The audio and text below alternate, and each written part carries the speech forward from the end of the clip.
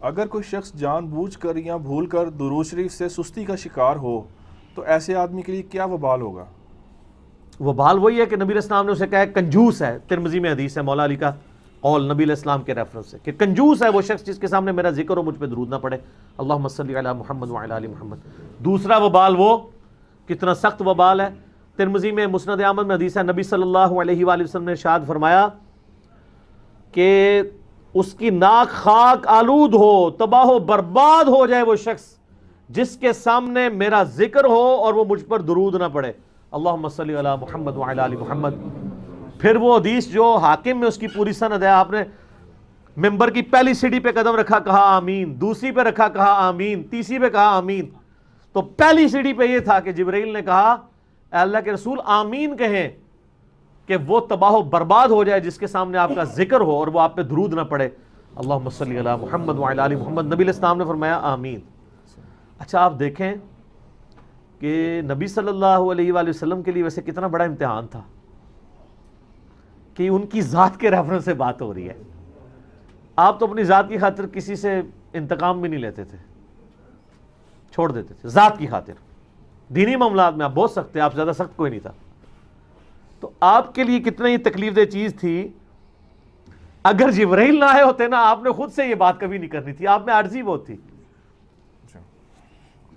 وہ تو جبرائیل نے آگے وہی کے طور پہ کہا کہ آپ نے آمین کیا نہیں ہے, اللہ کا پیغام لے کے آئے ہوں کہ ایسی کی تیسی اس کی. یہ صحیح ترجمہ اس کا یہ ہوگا کہ وہ ایسی تھی تیسی جو درود نہیں پڑھتا. اللہم صلی علی محمد وعلی آل محمد. آپ کو مجبوراً آمین کہنا پڑا ہے. ٹھیک ہو گیا. اگر آپ پہ خود چھوڑا, آپ دیکھ لیں یہ جتنی حدیثیں ہیں نا وہ اسی وجہ سے کہ نبی علیہ السلام کو وحی کے ذریعے بات بتائی گئی ہے. اور سر اسے نبی پہ بھی چھوڑا نہیں گیا. قرآن میں ان اللہ و ملائکتہ یصلون علی النبی, آگے کہا یا ایھا الذین آمنوا صلوا علیہ وسلموا تسلیما. اللہم صلی علی محمد وعلی آل محمد. صلاۃ اور سلام دونوں انٹرچینجبل ہیں. یہ سب سے بڑا تحفہ ہے جو آج میں نے ڈسکشن کیا ہے. اس کے اوپر پوری کہانی کرائی ہے جی. سلام کے بغیر درود نہیں ہے. اچھا پھر پوچھیں کیا پھر درود کے بغیر سلام ہے؟ وہ تو بدرجہ اولا نہیں ہے. تو قبر رسول پہ تو سلام جو سکھایا گیا وہ السلام علیکم یا رسول اللہ, اس میں صلاۃ ہے ہی نہیں ہے. پھر کیا کرو گے؟ ایوی کہانیاں بنائی ہوئی ہیں انہوں نے. ٹھیک ہو گیا. علی بھائی اس میں تو ابھی آپ نے جو بتایا وہ جان بوجھ کر بتایا نا, تو اس میں وہ بتا دیں کہ اگر کوئی بھول کر درود شریف یعنی کہ بھولے سے وہ رہ جاتا ہے تو وہ جب اس کو یاد آئے وہ پڑھ لے. جیسے آگے کھانے کے وقت کوئی بھول جاتا ہے تو وہ بسم اللہ اولہ و آخرہ پڑھ لے. بھولے کیوں سر؟ دعاؤں میں ہوتا ہے بعض اوقات وہ رہ جاتا ہے. نہیں, وہ دعا تو مانگ ہی نہیں رہا. جس کو یہ پتہ ہی نہیں کہ میں نے دعا, یہ تو اسی طریقے سے ہے کہ آپ کہہ رہے ہیں ایک بندہ موٹر بائک پہ بیٹھا ہے, نہ اس نے چابی سٹارٹ کی ہے اور نہ کک ماری ہے, تو گڈی ٹوری ہی نہیں. دعا کا مطلب ہی ہے کہ یہ بندہ دعا کرنے کے لیے بیٹھا ہے تو وہ, ہاں ایک وہ عام نارمل دعائیں ہیں جیسے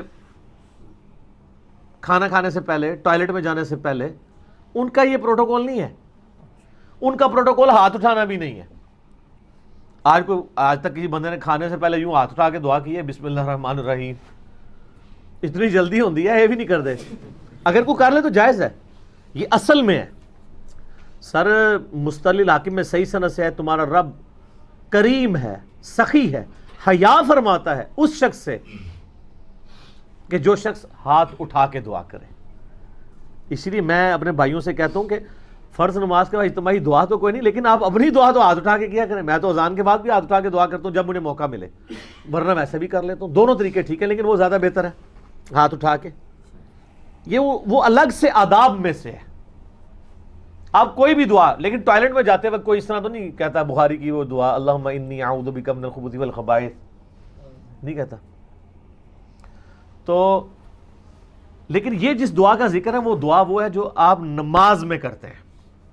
کیونکہ ترمذی کی جو حدیث ہے نا, ایک بندے نے جلدی کی, وہ ہے کہ وہ نماز میں, اور دوسرا ابن مسعود کہتے ہیں اس کے بعد میں نماز پڑھنے کے لیے آیا تو میں نے نماز میں تشہد پڑھا, اس کے بعد درود شریف پڑھا, پھر دعا مانگی. وہ نماز کے اندر ہے. اور نماز سے ہٹ کے بھی جب آپ ایسے دعا مانگنے کے لیے بیٹھے ہیں پھر آپ کو اس پروٹوکول کا خیال رکھنا ہے. عام دعاؤں کے لیے کوئی مسئلہ نہیں ہے. یعنی سواری کی دعا ہے, پڑھ لیں ڈائریکٹ, یہ اس دعا کا ذکر ہے. اور اسپیسیفکلی نماز کے اندر جو دعا ہے اس کا, تو وہ تو ہم کر ہی نہیں سکتے. کسی کی تشہد کبھی مس ہوئی ہے, اس کے بعد ہی دعا مانگتے ہیں تشہد درود کے بعد, وہ آٹومیٹکلی اللہ نے نماز کے اندر اسے محفوظ کر دیا. اور ترتیب دیکھیں نماز کے اندر اللہ نے سیٹ کر دی ہے, حمد, درود اور دعا. اور نماز جنازہ میں کیا ترتیب ہے؟ اللہ کی حمد, درود اور تیسری تکبیر کے بعد دعا ہوتی ہے.